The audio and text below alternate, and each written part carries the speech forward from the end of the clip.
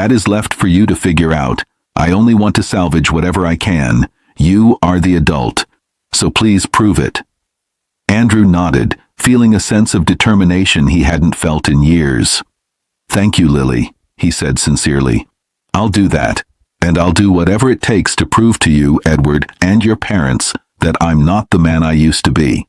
Over the next few days, Andrew stayed back in his hotel room, thinking of the best way to approach the matter. He was sad that his son was paying for something he had no hand in, and angry that anyone would make his children suffer as though they had no one. But he had no right to feel both emotions, because he caused them, so in the end, he decided to approach Mr. and Mrs. Madhu, humbly and amicably. He first met with Mr. Madhu, who minced no words in telling him how disappointed and angry he was with him. But Andrew was patient and admitted to his past mistakes, his regrets, and his desire to make things right with his children. He explained how he had learned from his past and had spent years trying to atone for his mistakes, even if from a distance. He didn't shy away from his faults, but instead embraced them, showing his growth and transformation over the years, pleading that his child should not pay his own errors. For a few days, Mr. Madhu thought about his conversation with Mr. Andrew, trying to decide what the best course of action will be, especially on the side of his wife. He had always admired the zeal and tenacity of Edward, and if he was interested in his daughter, he wouldn't mind, but he needed to carry his wife along if he wants to drink water peacefully in his house again.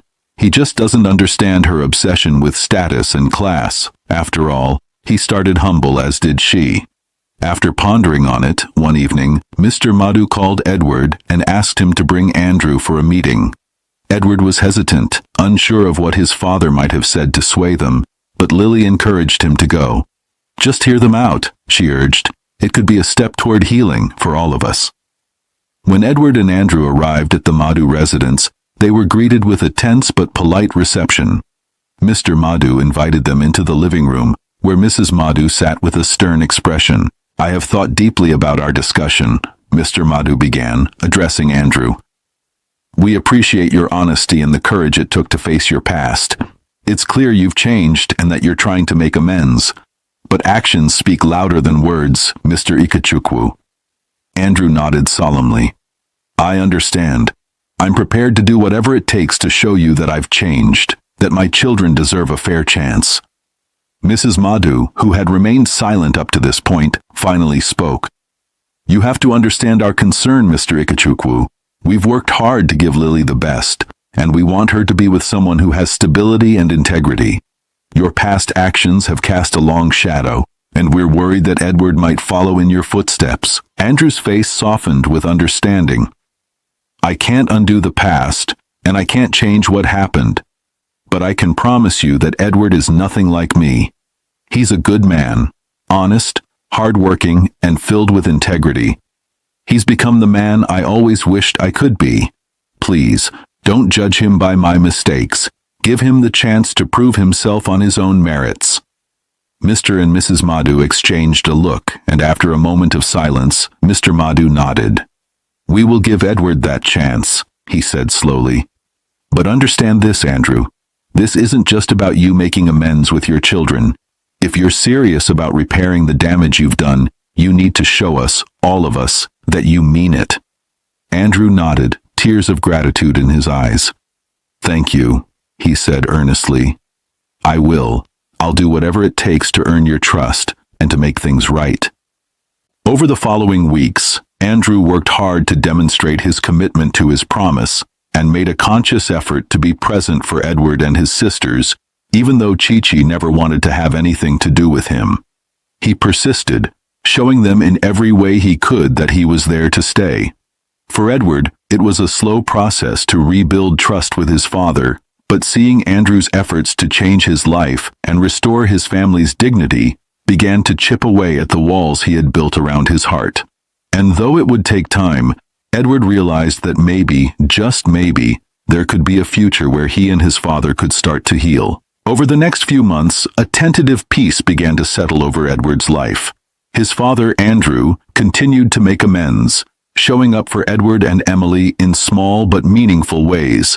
He attended their community events, quietly cheered from the sidelines and offered his support without demanding anything in return.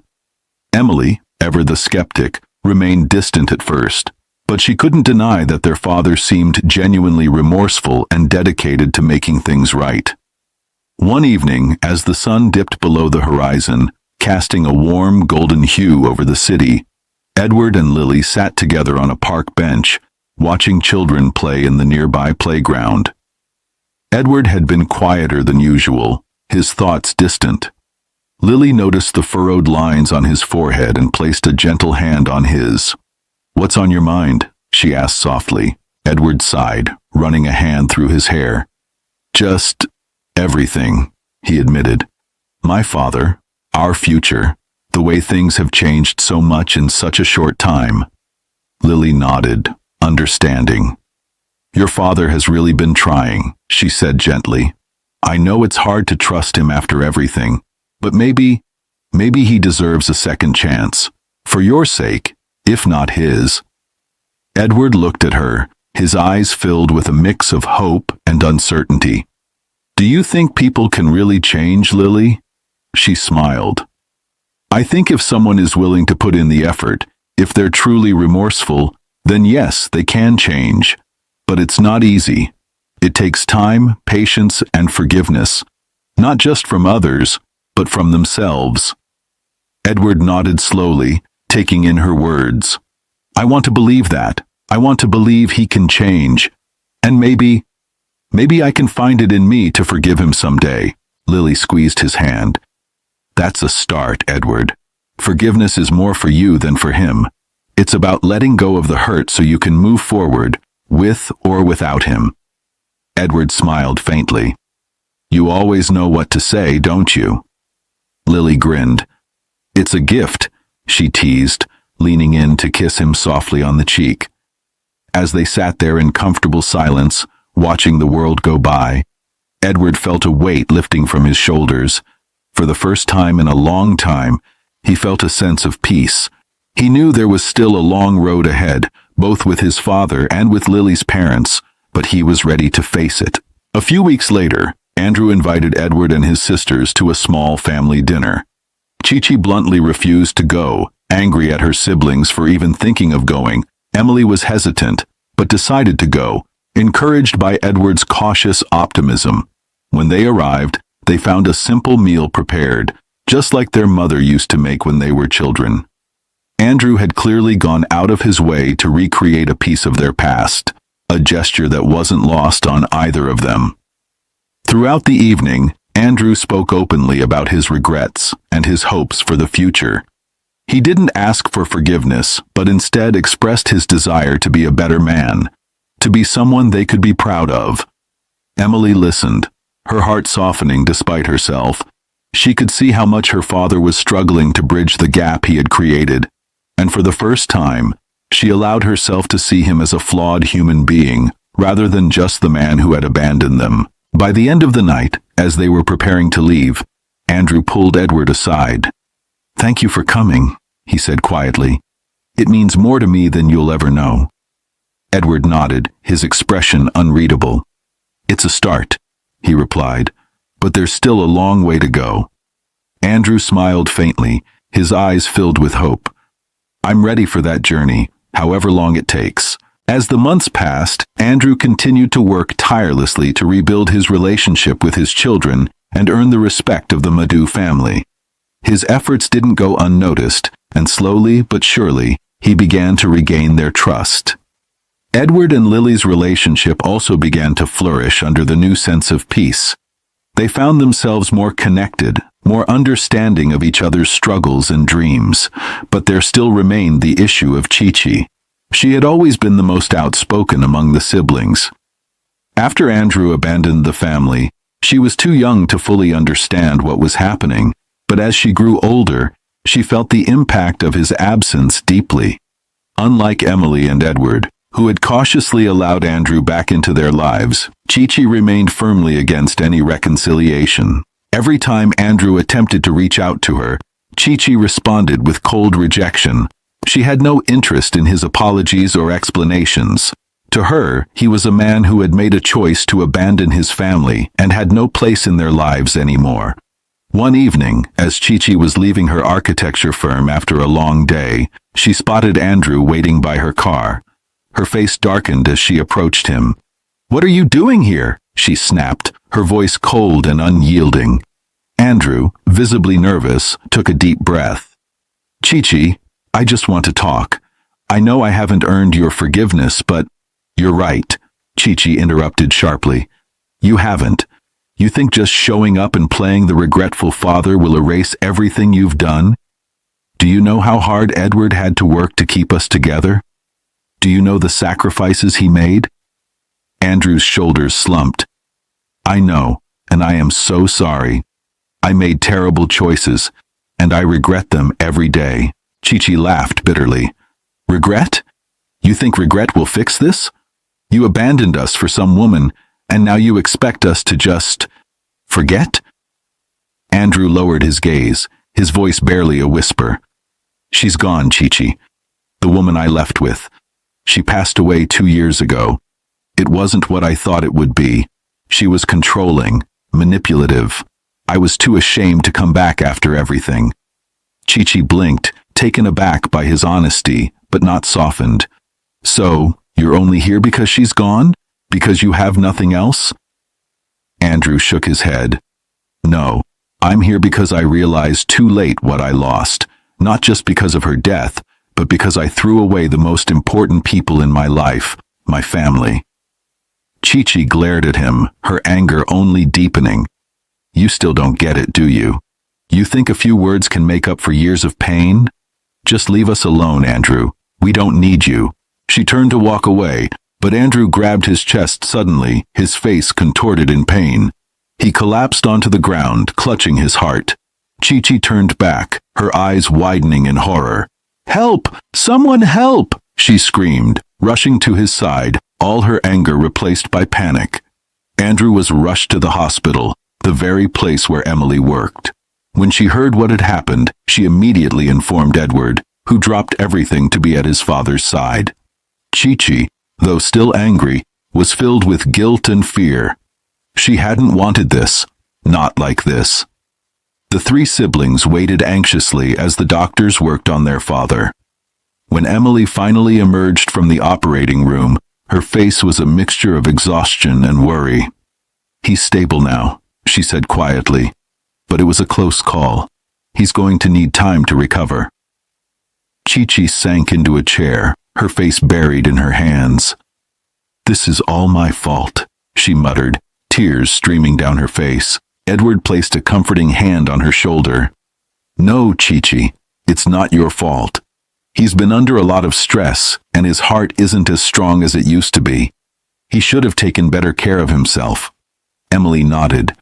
"But maybe this is a sign that we need to make peace with him, if not for his sake, then for ours.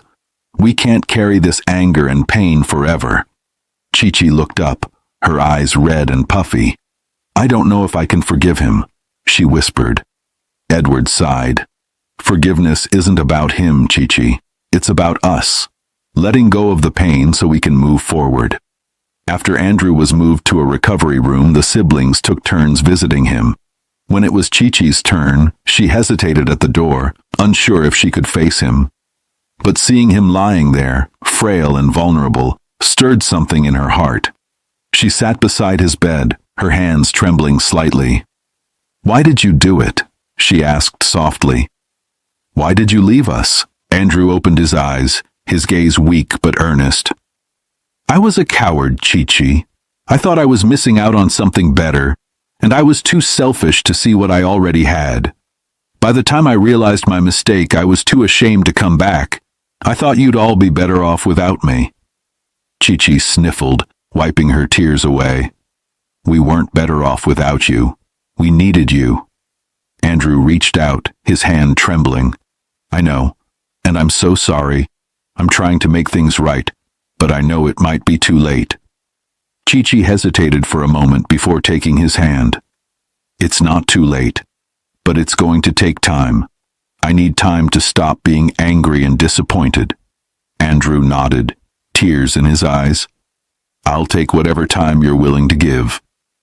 After his recovery, Andrew continued his efforts to make amends, not just with his children, but also with those he had wronged indirectly. He knew that Lily's parents, Mr. and Mrs. Madhu, were a significant hurdle in Edward and Lily's relationship, and he was determined to help. Andrew reached out to Mr. Madhu, requesting a meeting. At first, Mr. Madhu was reluctant, but curiosity got the better of him, and he agreed. When they met, Andrew spoke candidly about his past mistakes, his regrets, and his desire to support his son.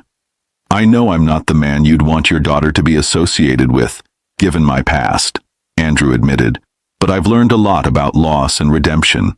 I've been a silent supporter of Edward's paint company for years now, anonymously helping it grow because I believed in his talent and wanted to make up for the years I wasn't there for him." Mr. Madhu was surprised. "You were the one buying and marketing Edward's paint?" Andrew nodded. "Yes, I was. It was my way of showing support without intruding on his life. I know money can't replace a father's presence, but it was all I could do at the time. Now, I want to be here fully, not just as a financier, but as a father and a man who is genuinely sorry for his past actions." Mr. Madhu listened thoughtfully, his stern expression softening. "It takes a lot of courage to admit one's mistakes and face the consequences. I'll speak with Monica, but you have to understand, this won't be easy. She has strong feelings about this." Andrew nodded. "I understand. I just hope she can see that Edward is not me, and he deserves a chance to be happy with Lily." Eventually, Mr. and Mrs. Madhu invited Andrew, Edward, and Lily to their home for dinner. It was a tense evening at first, but as Andrew spoke about his journey, his regrets, and his hopes for the future, Monica began to see him in a new light. She still had her reservations, but she couldn't deny the sincerity in his voice. By the end of the night, Monica looked at Edward and Lily and said, "I still have my doubts, but if you two are determined to be together, then perhaps it's time I let go of my own fears. Just promise me you'll take care of each other." Edward and Lily, relieved and overjoyed, promised to do just that. They knew there were still challenges ahead, but with their families slowly coming together, they felt more hopeful than ever. Andrew, standing beside his son, felt a wave of gratitude wash over him. He knew he still had a long way to go to fully earn their trust, but for the first time in years, he felt like he was on the right path. As the evening ended, Chi-Chi, who had been quietly observing, finally stepped forward. She looked at her father, her expression softening. Maybe we can start over," she said quietly. Andrew smiled, tears in his eyes. "Thank you." And with that, a new chapter began for the family. One of healing, forgiveness, and the hope of building a future where love and understanding could bridge even the deepest of wounds. Eventually, Edward took a bold step and proposed to Lily, asking her to be his partner not just in love, but in life. Lily, with tears of joy in her eyes, accepted, knowing that they had both fought hard for this moment and that their future together would be bright and full of promise. Their wedding was a small, intimate affair, attended by close family and friends. Emily stood by Edward's side as his best woman, while Andrew watched from the audience, tears of pride and happiness streaming down his face. He knew he still had much to atone for, but seeing his son standing there, radiating joy, he felt that perhaps, just perhaps, he was on the path to redemption. As Edward and Lily exchanged vows, promising to stand by each other through thick and thin, they knew that their love had been forged in the fire of adversity. They had faced obstacles that could have torn them apart, but had instead made them stronger. And as they kissed, sealing their commitment to each other, they felt a sense of peace and hope for the future, and so, with their families beginning to heal and their own hearts full of love, Edward and Lily stepped into their new life together, ready to face whatever challenges came their way, hand in hand, with the knowledge that they were stronger together than they had ever been apart. Thank you for watching this story on Afrotales TV. If you enjoyed it, please give it a thumbs up, leave us a comment, and share with friends and family. We have more beautiful stories coming your way, so subscribe and stay tuned. See you in the next one.